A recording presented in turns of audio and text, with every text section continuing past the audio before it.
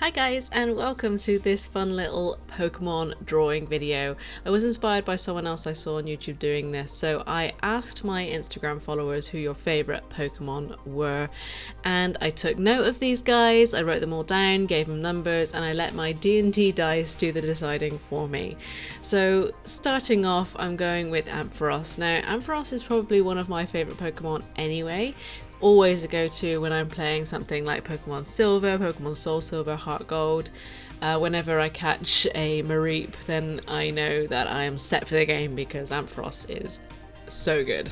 Love a Thunder Pokemon. So that's the thing about drawing these Pokemon, is I was a fan of a lot of these guys that came up, which is really cool. I didn't manage to draw all of like 50 that I received, but I think that maybe going forward it'd be really fun to do this as a regular feature on my channel. I do love Pokemon so much, so it's actually a really nice little fun thing to do. And yeah, I love drawing Pokemon. I love drawing your favorites especially, so if you do have favorites that aren't mentioned, if you ever want to just throw your kind of favorite Pokemon out there, do stick them in the comments. I really appreciate it. And yeah, I don't know if I'm ever gonna draw all, like, oh my goodness, I don't even know how many Pokemon there are. I stopped playing properly after, gosh, what was the last one? I played Sun and Moon, which feels like ages ago now. I don't know if I played maybe X and Y. I don't know if that one was before Sun and Moon. I know I played Black and White. I don't know if I played Black and White 2. It's been a while, so that's safe to say that if your Pokemon is from the newer generations, that is your favourite. I will have no idea what that Pokemon is, but I'm a massive fan of the earlier generations. So Ampharos is Gen 2, I believe. Soul Silver, Heart Gold. The original Silver game was, I think... No, I played the original Pokemon Yellow, but Pokemon Silver was the first time that I was just like, this is the experience that I want from Pokemon. I know it's changed very much in the past however many years. I know Pokemon's been going for over 20 plus years now, but the OG experiences was my kind of experience. I kind of enjoyed the grind. I kind of enjoyed going and collecting Pokemon and training them and making them the best that they could be. There was no XP share back in the day, so I think they've made it slightly easier in that respect. You do have to go through and actually put a lot of effort in back then, and I feel like it's a little bit too easy now for me personally, but maybe I'll play some of the newer games and give them a go again just to try and recapture some of that enjoyment. So I'm currently drawing Meowth. Meowth is a cutie. I never really gave Meowth much thought, and actually I never really played with Meowth. I never really caught a Meowth to use, not really my type at the time. But actually I found drawing these Pokemon quite fun. I was looking at their designs more and kind of going, wait, why did I not find this kind of cute back in the day? Like, this is adorable. Meowth especially is really cute. I think back when I was playing Pokemon, like hardcore Pokemon, I was a dog owner, not a cat owner, so I was more interested in catching like Arcanine and Growlithe and later generations like Houndour and all those kind of, you know, Vulpix as well, canine type Pokemon. I think I was more interested in those. So now that I have a cat, I'm looking at these cat-like Pokemon and going, wait, these are really cute. Why am I need to maybe go back and try again and play with some more of these Pokemon that I hadn't really played with before. But Meowth is really cute. Obviously, I think with the show, with the films, the fact that Meowth was used by Team Rocket, I don't know whether that kind of made me think he was a bit more kind of a, not like a, there's no such thing as an evil Pokemon, but a Pokemon that is linked to the bad guys, and maybe that's why I never really chose to play with Meowth. But yeah, that was Meowth. He's really cute. So this one is Poliwag. Now, I feel like I did this little doodle an absolute dirty. I was not happy with how this guy came out. I redrew him a couple times just to get the features right, and he was kind of cute, and doing the base colors was fine. It was later on when I go to do the outlining and I switched over to my water-based markers. So I'm using a combo of alcohol markers and water-based markers for these drawings. And the alcohol markers, no problem, love them to bits. So water-based markers, I started off using them initially as like an outlining for this, and I think it worked quite nice in combination with the alcohol markers, but then I went to try and fill out a larger space with the alcohol marker, and honestly that was a mistake. Not the alcohol marker, the water-based marker. I think that was a mistake. I think I committed a rookie error, which is one that I've trained myself to not do, and that is I normally swatch a marker, but I was kind of convinced, oh, this will be fine, I won't swatch it, and that was a mistake.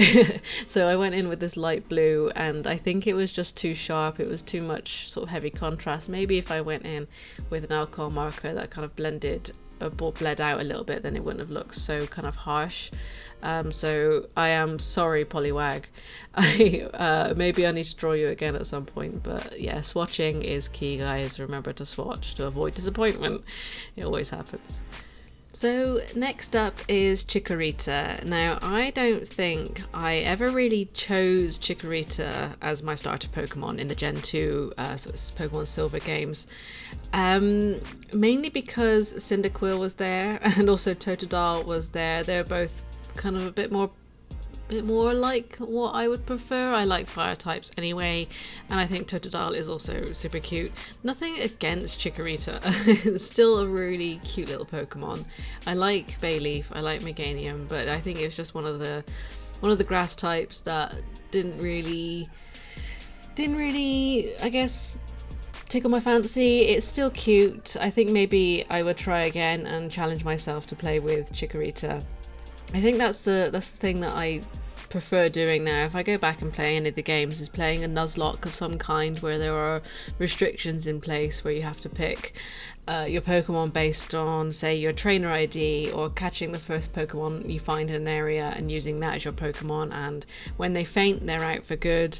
So it adds a bit of complexity to the game, which makes it a bit more challenging as well, I think, you know, especially with the more easy versions of the games later on. Maybe that would make it more challenging, more interesting to play. I don't know, but maybe I'll go back and try playing with Chikorita. I do have a nice Heart Gold copy, so I do have to play that one again. Now moving on to Vaporeon. This is one of the evolutions. There's a few evolutions I really like. I think I'm pretty much a fan of all of them. I tended to pick Vaporeon, either Flareon, Jolteon, also good, Espeon, Umbreon, also good. I still don't know whether they count as cats, foxes, dogs. I'm not quite sure. Part of me thinks that they're quite feline, but they're also kind of vulpine as well. Who knows what these guys are. I think they are maybe they're foxes, I don't know, but Vaporeon is a really cute guy. I was enjoying using the markers on this one. It was quite a sort of a bit more complicated pose, I guess. Some of these are quite simplistic, but it was nice to go for something a bit more complicated with Vaporeon. So yes, I tended to focus on some of the Pokemons I preferred rather than the Pokemon I didn't like. So for example, Poliwag wasn't necessarily one of my favourite Pokemon, never really interested in playing with Poliwag, so maybe that it factored into how much care and attention I put into that illustration. Vaporeon came out quite well. I think maybe I would do it again, but yeah, I'm still happy with how they look. Nice colour theme, so yes, I think going forward I'd like to do the rest of the evolutions if they came up, but I was just kind of going by what the dice said, literally what they chose in this round of Pokemon. Now next up is probably one of my favourite Pokemon. Okay, I know I'm going to say that with Ampharos as well, but Mew is just tip of the iceberg, adorable, favourite, special Pokemon. I have a massive soft spot for this guy in my heart. Yeah, so cute, super sweet little simple design. I think that's the problem with a lot of the more modern designs, is that some of them just get so complicated. They stop feeling like little monsters, you know, they stop feeling like little creatures. You know, when you got no offense to people who like Trubbish, but when you've got a Pokemon which is literally a bag of trash, I mean, I guess it kind of makes sense, like you can expect Pokemon or creatures to evolve to fit a niche. So this Pokemon clearly exists because trash bags exist, and therefore it would fit in camouflage wise. But when you think about it, it doesn't really make much sense, and I'm speaking from a scientific point of view here, which isn't completely irrelevant because Pokemon is fictional and all of these creatures are made up and whatever. But for example, Mew is supposed to be an ancient Pokemon, very simple design, really sweet. You could believe it being a kind of a creature from a long time ago that has, you know, that has come back or whatever. But when you think about Pokemon like Trubbish, if it I am putting evolution as a thing in Pokemon, which it probably isn't a thing, but when you think about how long humans have been around making bin bags and trash bags, it is a fairly recent thing. So this Pokemon has to have evolved since the time that humans existed and we're throwing away bin bags, and that to me just it seems really illogical. I mean, it's breaking the experience a little bit, at least with Pokemon like Mew and now Nidoran. You know, they make sense because they could just exist as they've evolved to fit their little Pokemon niche. But it doesn't really make much sense to me to have a Pokemon that is based on a trash bag or an ice cream cone or a set of keys, because those are inherently human creations, and that Pokemon would have had to have literally evolved in the past, like, you know, 50 years or whatever it is, however long trash bags. I don't know if I'm making any sense, or whether this is really like putting science into a fictional creation. But I still think the whole point of fantasy, or good reasonable fantasy, is that it doesn't really break the immersion, and when you've got things like that don't really make much sense, then it breaks that immersion and makes it much less enjoyable, I think. Whereas all these Pokemon, these sort of older designs, are believable because they have existed since the beginning and they are designed to fit this world. Whereas when you're using inspiration from an inherently human world to create things or creatures that should have been around for a long time, it doesn't make any sense. It's unless all of these Trubbish bags are just dittos that have mutated. But anyway, boring boring conversation to yeah, I find it interesting because I'm a bit of a science nerd, a nature nerd, so I want to think that these things are believable. Anyway, I move on to Magikarp. Now, Magikarp is a classic Pokemon where it's such a simple, beautiful design, where it's so gentle. It's a fish. It makes so much sense. It's just a type of carp of some kind, and everyone doubts a Magikarp because it can't really do anything until it evolves into Gyarados. But there's still something fun about Magikarp, and I would really, really, really love how this design came out. I don't think I've ever drawn a Magikarp before, so I was kind of just looking at references of Magikarp and other people's versions of it, and I kind of just ended up winging it really and trying to get the poses as close to what Magikarp looked like as possible, whilst also maintaining a bit more sort of style. So I loved how the colours came out. The markers worked beautifully for me for this design. They blended lovely. They came out really smooth. I don't know, I look at this drawing that I did and I go, wait, I made that. That's awesome. I'm really kind of proud of how this little Magikarp came out. I am a big fan of, like I said, the alcohol markers and then going over the top with this. These are both a hoo-hoo. The main, the alcohol markers I'm using also a hoo-hoo, if I get those words right, and then going over the top with some of these water-based hoo-hoo markers that are the double-ended, where you've got the fine line on one end and the brush tip on the other. And they complement each other really well. I liked going in with sort of the main colour and then choosing a darker fine liner to go over the top.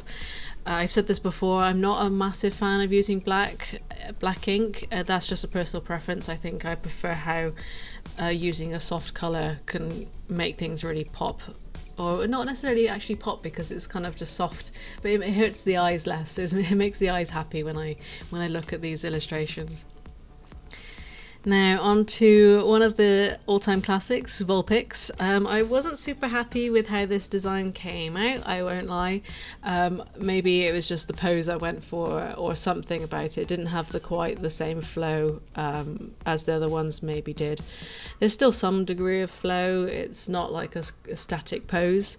I think the issue here for me was that I was getting a bit tired, and Vulpix is one of my favourites. I will say this for a lot of them, but Vulpix is adorable, and I think maybe if I had done Vulpix earlier on, then I wouldn't have felt so, I don't know, pressured to make it super good, super perfect. I don't know if I was feeling pressure necessarily, but I think this was, I don't even know how many Pokemon I'd done up to this point. Not that many, really, but I was coming to the end. I'd kind of taken all day to do this. I was procrastinating quite a bit whilst I was drawing them. Not really super focused. I wanted to get them in, but also mentally I was just a bit, all over the place. It was still a really enjoyable experience, but actually I was just getting a bit tired, so that's probably why I wasn't super happy with the Vulpix. But saying that, the last one I do on this page is Ghastly, and I think after Magikarp, Ghastly came out just so sweet. So I don't think I can blame the tiredness necessarily. Maybe I was just in a slump and I needed a coffee, needed a cup of coffee or a cup of tea or something to pick me up. But yeah, still, Vulpix is adorable. Now on to Rowlet. I think this is actually, of all of them, the newest of the designs that I draw for this page. I don't think I drew anything, I don't even know which generation Rowlet is, but Rowlet was, I think, of the starters. I would have to look up, I can't remember who the other starters are alongside Rowlet. But I think Rowlet was the only one I would actually be interested in taking, just because it was a really cute design. I like the little owl design. I like birds. Birds are among some of my favorite animals anyway, so Rowlet's an easy choice for me. So, but the weird thing is, going for a grass type is not something I would typically do as when picking a starter, but Rowlet is just too cute not to, I think. Sometimes I am one of these people that would pick something based on how much it appeals visually, not necessarily smartly, like picking type choices. I think back in the day when I was playing the old games, I would be a bit more meta gamey, in the sense that, for example, if you're playing anything in the first, or I don't know if the second gen's the same, but first gen definitely, your first gym is Brock, who's stone type. And if you pick fire types, if you go for Charmander, you're going to have a harder time, because rock types are weak to water and grass. So if you want to have an easier time, you pick either the water or the grass starter. And I always pick the fire starter because Charmander, that's literally it. But and Squirtle and Bulbasaur, I still love them, but they're not for me as much as, I don't love them as much as I love Charmander. Anyway. Boring. That's just me though. Now on to Ghastly. At first I wasn't sure how I was going to do this, because I have never in my life drawn Ghastly. I actually don't know if I've drawn many of these Pokemon before. Maybe a long time ago I might have drawn Ampharos. I've done Mew before, but not necessarily, I haven't done Ghastly. This is the first time drawing Ghastly in my life, so I didn't know what it was going to look like. I was going to go for the softer palette. I think actually I kind of stuck with a very soft colour palette for the majority of these drawings. I think Magikarp's the only one that's like super vibrant. But so I went off with the kind of pastel colours initially. But Ghastly's main form, so the sphere in the middle, is very dark, if not nearly black, for the actual design originally. So I was like, maybe I should darken this a little bit, and I wasn't too sure. I was a bit afraid of committing initially, and I think that's the issue for a lot of us, is committing to bright or dark colours can be quite scary. So at first I thought, you know what, I'm just going to keep it simple. I'm going to go with this blue. Maybe I'll add some shading once I've done some of this sort of flame. Is it a flame? I don't know if it is a flame, because it's a ghost type, so maybe it's just this sort of halo. Anyway, I did go back in afterwards with the water-based Ahuhu marker, and actually I really like what this did. It's still quite soft. I didn't go for a full, pitch black. again, because I just don't like using black if I can avoid it. It's too harsh for me, but going in with the dark blue seemed to really help. And that's it. This is the first page that I'm doing. I would like to do more. I think it's quite an enjoyable experience. Again, I don't know if I'll ever draw all of them, but if there's any Pokemon you really like to see, do leave a comment and perhaps I'll get around to it for the next one. So thanks for watching, guys, and I'll see you for the next video.